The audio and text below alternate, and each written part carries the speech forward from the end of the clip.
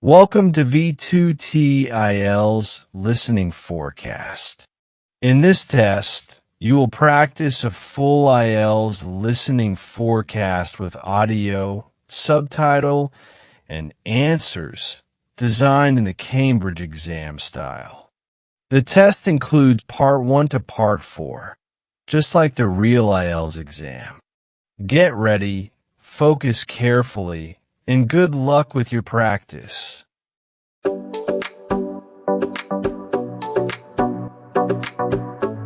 Now look at Part 1.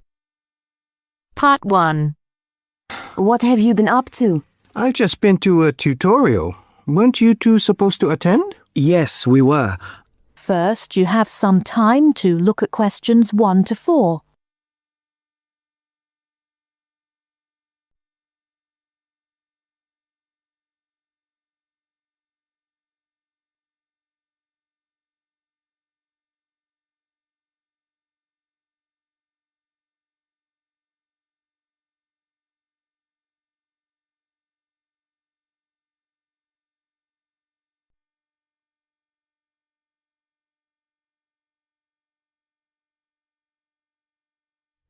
Now we shall begin. You should answer the questions as you listen, because you will not hear the recording a second time. Listen carefully and answer questions 1 to 4. Hi there, Sang-min. What have you been up to?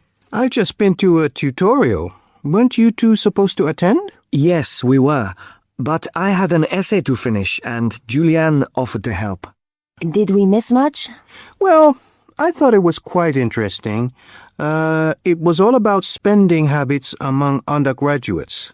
It was based on recent research done by a PhD student studying behavioral psychology. Oh, yes. I remember being interviewed by him about what I usually spend my money on. And what did you say? Well, most of my money, probably around 75%, goes on basic living, paying rent, food costs, and of course, university fees. I'm the same, except my food bill is higher. We are all in the same boat here. Virtually all my money goes on that too, but I also spend a lot of money on textbooks, between 100 and 120 pounds a month, usually more. Realistically, it's closer to 150 pounds. That explains why you get such good marks. Another aspect of the interview was students' use of credit cards, with a particular focus on how students manage these. In my case, not very well. I always end up spending more than I plan to. It's too easy to use.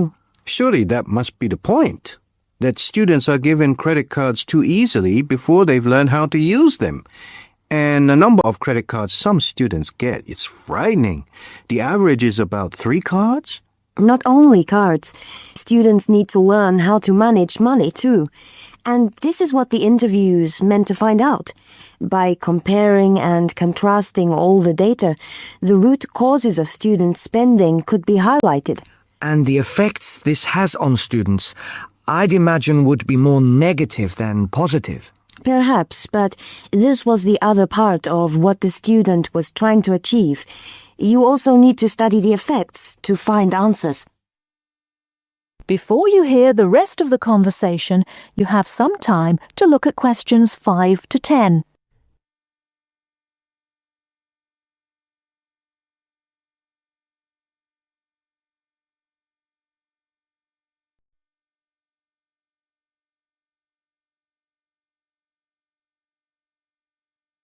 Now listen and answer questions 5 to 10.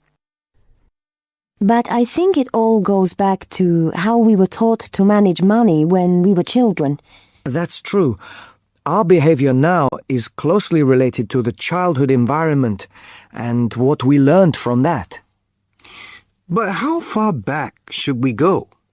When do children really begin forming an understanding of what money means? I've read that children between 3 and 5 can understand what's right and wrong.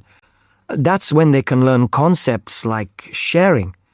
At the age of 6, most children can understand the value of money. This suggests that if parents offered practical advice to their children at an early age, it could have a very positive impact on their spending habits in later life. It basically comes down to 3 areas. The first one is allowance. Parents should not try to focus on how much money they give their children, but rather on what they need. Needs are difficult to define, so parents need to resist the urge to give in when their children say, I want. For me, the only way to teach children the difference between needs and wants is to give them a practical allowance. If my parents had not done that for me when I was younger, I don't think I would be able to handle the money they give me now. True. The second thing I think is important is saving. Can you explain a bit more? Oh, basically, parents need to introduce their children to personal finance. If we are expected to deal with money now, then we have to learn when we're younger. I see what you mean. And it could be in quite simple ways, like by helping them to open their own savings account. There's one more area I think is vital. What's that? It's buying.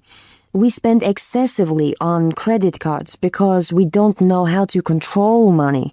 We almost need to learn how and what to buy, which is why parents should allow their children to participate in this. If they want something expensive, like a new pair of trainers, then they could be encouraged to save a bit of their allowance. And parents could also promise to help by saying that they will pay the rest if the child, at the end of their period of saving, still does not have enough. That is the end of part 1. You now have half a minute to check your answers.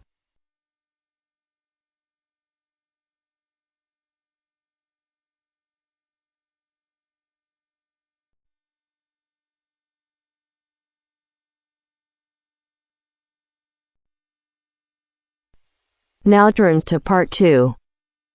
Part 2. You are going to hear a lecture about dining services. First, you have some time to look at questions 11 to 14.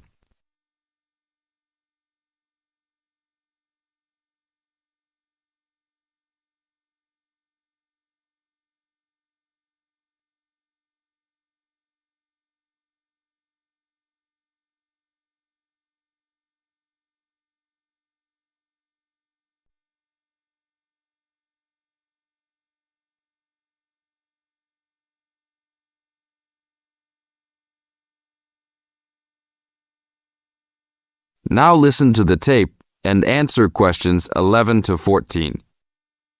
Welcome to the Dining Commons. This is the newest facility on campus, and I'm proud to say, also one of the best. I know that all university students miss eating home-cooked food. Well, this year, we are hoping to provide students with food and services that will make you feel at home, even without your family. The administration has been listening to the voice of the students. Students gave us frequent suggestions last year as to how we could improve the university. One of the most frequent suggestions was improving the dining options. We have been working hard all summer to come up with ideas that will make student life in the dormitories more pleasant. One of the new options we are offering in the dining facilities is variety in student meals. Last year, there was a set menu for every dinner, so if students didn't like the food, there was no choice. Students had to eat whatever was served. But this new dining facility has 3 completely unique areas, each with a different theme. At every meal, there will be 3 options for students to choose from. For example, there might be Italian food at station number 1, which might consist of pizza and pasta. At station number 2, there would be American food, consisting of hamburgers and hot dogs.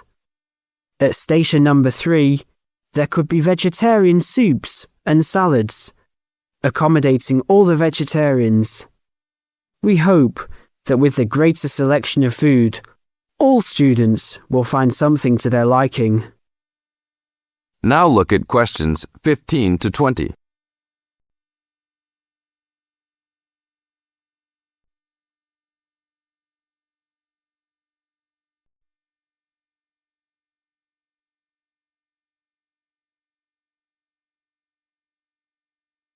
Now listen to the tape and answer questions 15 to 20.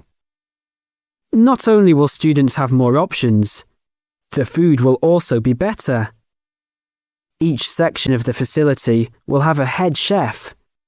These are real chefs that have been trained in culinary school and have been hired specifically by the school to work in the dining facilities.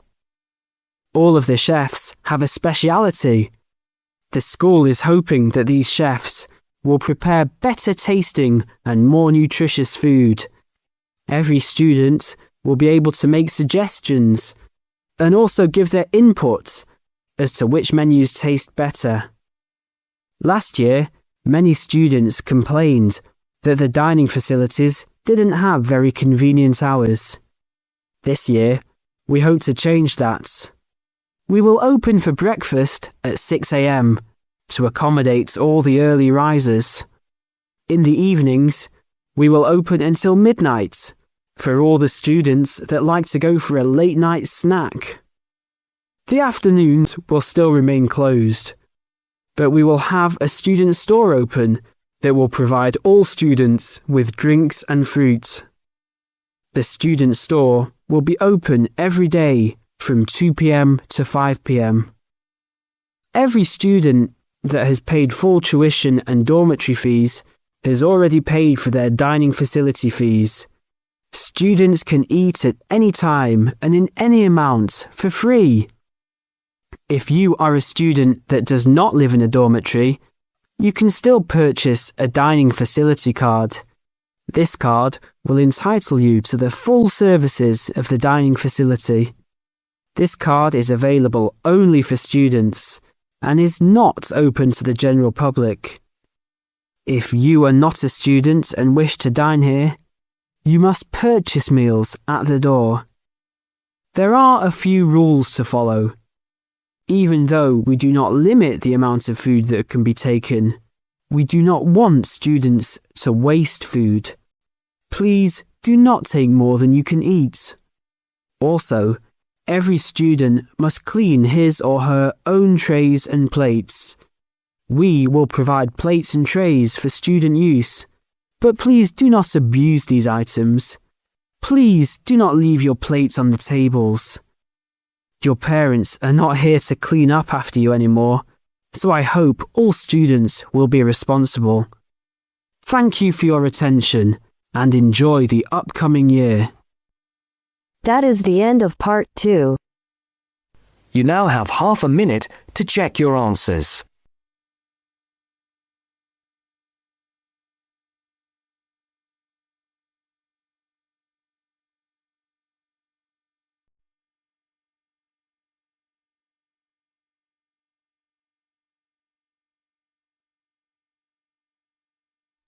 Now turns to part 3. Part 3. You will now hear a radio talk on agricultural regulations. First, you have some time to look at questions 21 to 25.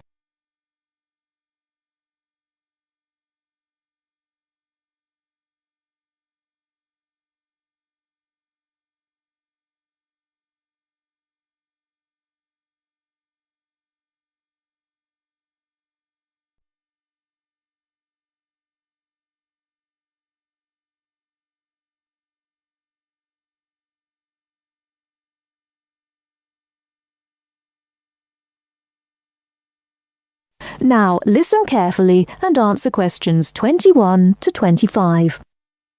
Could there be clearer proof of the arrogance and indifference of those who are supposed to keep our food safe than the muzzling of John Verrill? Agriculture is a business, true, and businesses have to make money. But this shows how ministers and officials put the profits of the agriculture business before the well-being of the British people. Mr. Verrill, a pharmaceutical chemist, was appointed to represent consumers on one of the many committees that advise the government on food safety. When he tried to do his job, though, and wanted to warn ministers of a danger to children's health, he was refused permission to do so. The danger comes from hormones given to cattle in the USA and some other countries to make them grow faster. They speed up the animal's development to maturity, thus making meat production more profitable. There have, however, long been fears that the hormones have horrendous effects on the people who eat them, causing diseases as serious as cancer. Once these hormones were used on British cattle too, but over 20 years ago they were banned in Europe for being too dangerous. Indeed, so concerned is the European Union that it banned imports of hormone-fed beef years ago, much to the fury of the US government, which wants to sell it all over the world.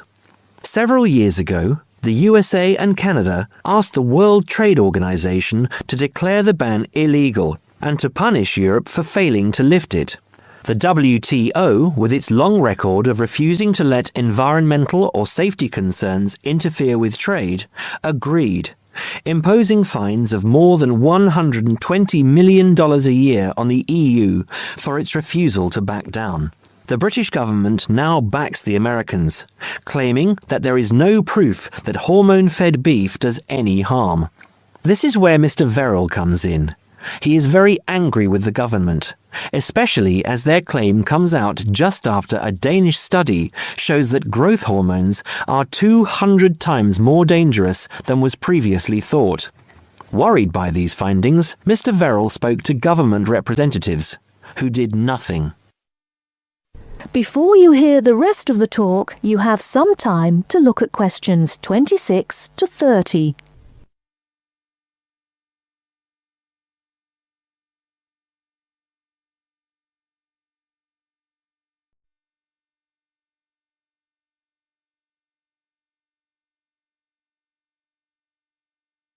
Now listen and answer questions 26 to 30. Not only that, but they have not been testing beef which is imported, which, by law, they are required to do. This directly affects the British public, as about 40% of the beef British people eat comes from abroad, supposedly from countries like Brazil, which does not allow the use of growth hormones. Brazilian beef is stocked by some British supermarkets and widely used in catering. Yet, when a Brazilian farm was recently visited by EU inspectors, a large stockpile of this banned substance was found. This is not the first food scandal we have had in our country. Take the present concern over a well-known chocolate company. Several months ago, the company found out that its sweets were contaminated with a rare form of salmonella, but they did nothing about it, leaving their sweets in the shops to be bought by the unsuspecting public. It was not until 5 months later, when several children had suffered food poisoning, that the chocolate bars were removed from the shelves. It makes you wonder how many other dangerous foods have been allowed onto our plates. That is the end of part 3. You now have half a minute to check your answers.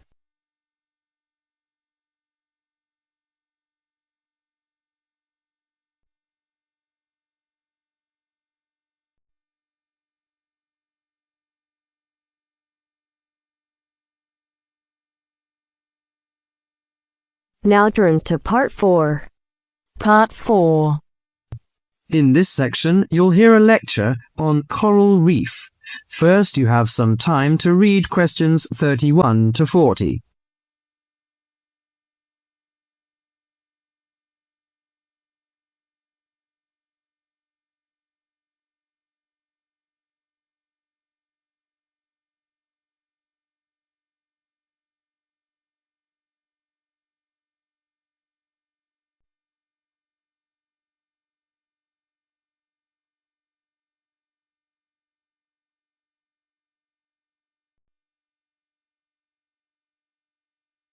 Now listen carefully to the lecture and answer questions 31 to 40.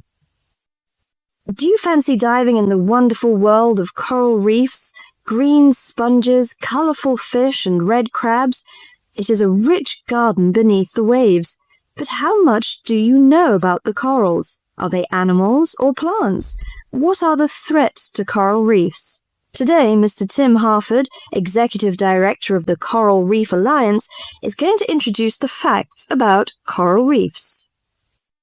Good afternoon, everyone. Coral reefs are one of nature's most magnificent creations. It is filled with thousands of unique and valuable plants and animals. Over 1/4 of all marine species depend on healthy coral reefs. Humans also depend on coral reefs. These marine ecosystems are the primary source of food and income for millions of people, a vast repository of valuable chemical compounds and medicines, and a natural wave barrier that protect beaches and coastlines from waves and storms. Coral is actually the exoskeletons of coral polyps. Made from limestone, these skeletons build up over time, forming the reef. New corals are born each April. At a certain hour, on a certain night, mature corals suddenly release clouds of eggs and sperm into the sea. After the fertilized eggs take root on the seafloor, they can grow up to 15 centimeters per year. Coral reefs are present in the waters of over 100 countries. These are warm, 18 to 29 degrees centigrade, shallow, sunny regions primarily between the tropics of Cancer and Capricorn.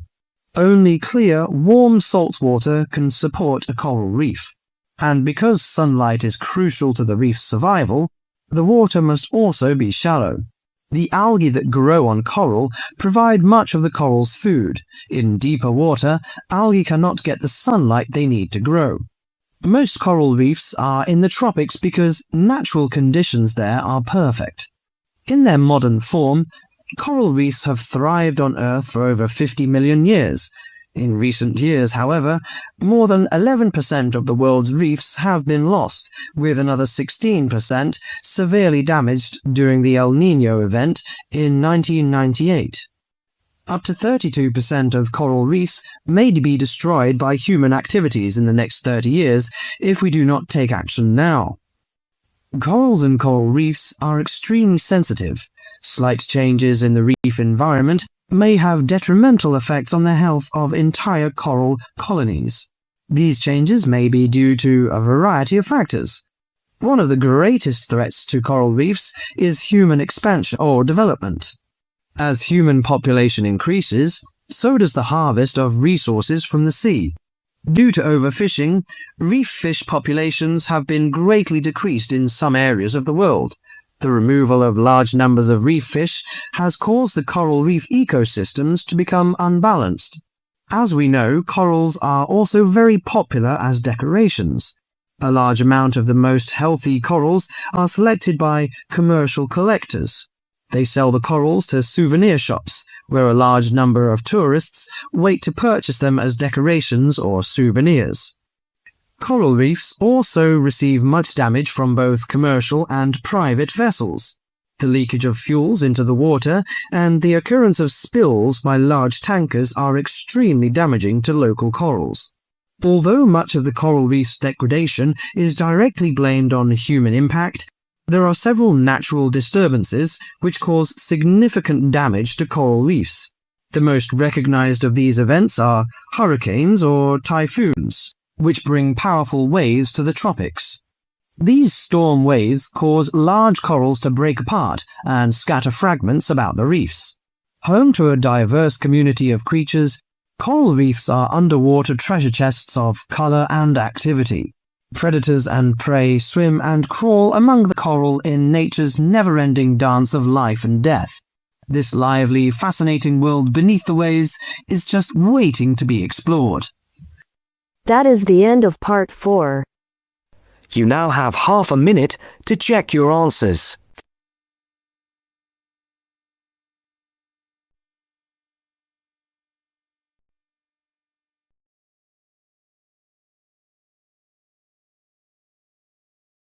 That is the end of the listening section.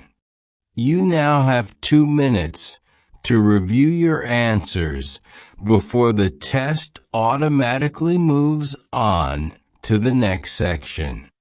Please take this time to check your answers carefully. Make sure all your responses are recorded in the correct places, and review your spelling, grammar, and formatting. Once the time is up, the system will take you directly to the reading section. Please remain seated and stay focused. The next section will begin shortly.